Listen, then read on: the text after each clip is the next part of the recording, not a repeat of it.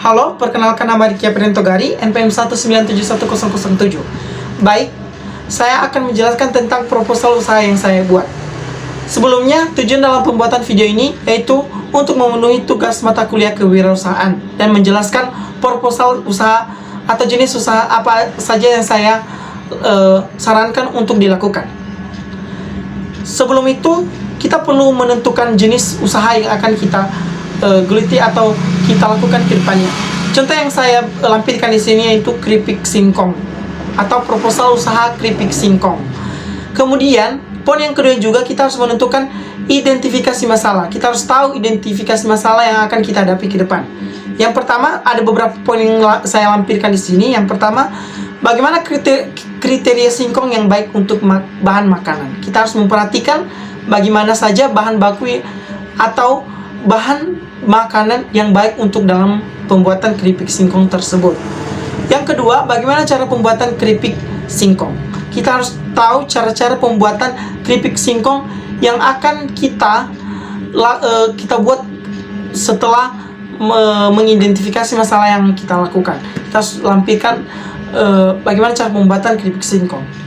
Kemudian juga bagaimana perbandingan keuntungan antara penjualan singkong secara langsung dengan penjualan singkong sebagai keripik, ya. Yang pertama tadi, bagaimana keuntungan antara penjualan singkong secara langsung atau tidak diolah dan setelah diolah menjadi keripik singkong. Kemudian kita masuk pada poin yang ketiga yaitu batas masalah. Kita harus mengetahui batas masalah apa saja yang akan kita hadapi. Di sini batas masalah yang dikelola yaitu inovasi singkong sebagai pemanfaatan makanan ringan yang menyehatkan, di mana cara pembuatannya tidak begitu sulit dan dengan bahan yang dianggap biasa saja. Kita harus punya inovasi singkong tersebut sebagai pemanfaatan makanan dan juga pembuatan yang tidak begitu sulit dan dengan bahan yang dianggap biasa saja. Yang ketiga, yang berikutnya itu langkah-langkah pembuatan keripik singkong. Ada 7 pembuatan atau cara pembuatan keripik singkong. Yang pertama, sebelum singkong dikupas, dicuci terlebih dahulu agar untuk menghilangkan tanah yang masih menempel pada singkong tersebut. Yang kedua, setelah dikupas dan dicuci kembali untuk menghilangkan kadar asam sianida yang masih menempel pada singkong tersebut. Yang ketiga, setelah itu diiris. Yang keempat, kemudian bawang putih dan garam dihaluskan, dimasukkan ke dalam air dan ditambahkan sedikit air kapur sirih yang ada pada bahan kita tersebut. Yang kelima, singkong yang telah diiris dimasukkan ke dalam air yang sudah dibumbui sekitar setengah jam atau semalaman agar bumbu meresap ke dalam singkong tersebut. Lalu kemudian ditiriskan atau dikeringkan tanpa terkena sinar matahari. Poin yang keenam, setelah singkong selesai diiris dan ditiris, lalu masukkan pada tahap penggorengan. Yang terakhir itu langkah ketujuh, setelah matang ditiriskan, masuk pada proses penimbangan dan pengemasan. Masuk kita pada rancangan biaya. Ada beberapa rancangan biaya di sini.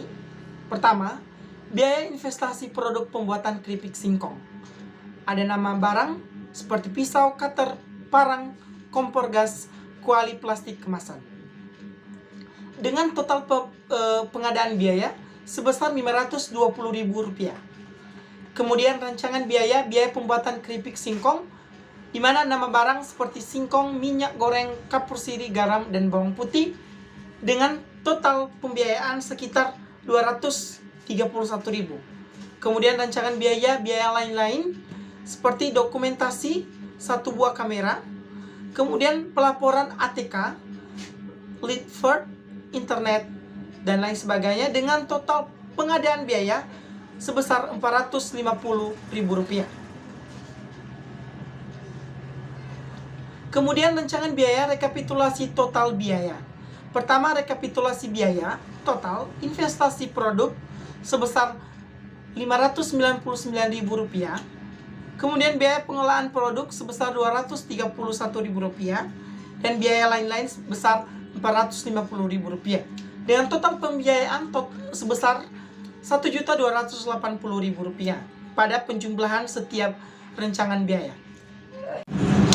Kemudian rancangan biaya harga jual produk sebesar Rp5.500 per bungkus. Biaya memulai bisnis atau modal investasi awal sebesar Rp2 juta. Baik, kita akan membahas tentang proyeksi rugi laba. Ada beberapa hal yang perlu diperhatikan dalam proyeksi rugi laba. Yang pertama, harga jual produk. Harga jual produk yang dipatok tadi yaitu Rp5.500 per bungkus. Kemudian target awal pemasaran produk selama 2 bulan adalah 1.000 bungkus. Sehingga didapatkan biaya produksi per unit selama 2 bulan adalah Rp2.560.000. Dibagi dengan 1.000 bungkus sama dengan Rp2.560. Kemudian total kapasitas biaya produksi selama 2 bulan adalah Rp5.500 dikali dengan 1.000 unit atau bungkus sama dengan Rp5.500.000. Kemudian laba bersih yang didapatkan yaitu harga jual produk per bungkus Rp5.500 dikurang dengan harga per unit selama 2 bulan yaitu Rp2.560. Didapatkan hasilnya yaitu sebesar Rp2.940. Selama 2 bulan akan didapatkan laba bersih yaitu dari laba yang didapat sebesar Rp2.940 dikali dengan 1.000 bungkus produk dengan total harga Rp2.940.000. Kemudian penjualan per tahun 500 kali 12 sama dengan 6.000 bungkus per tahun. Omset per bulan yaitu Rp 5.500 kali 500 sama dengan Rp2.750.000. Omset per tahun sebesar Rp2.750.000 dikali dengan 12 sama dengan total Rp33 juta. Break-even points atau BAP, total biaya produksi laba sama dengan Rp5.500.000 dibagi dengan Rp2.940.000 sama dengan 1 bulan. Jadi BFP didapatkan pada bulan pertama penjualan produk, proyeksi penjualan selama 2 bulan. Yang terakhir, terima kasih.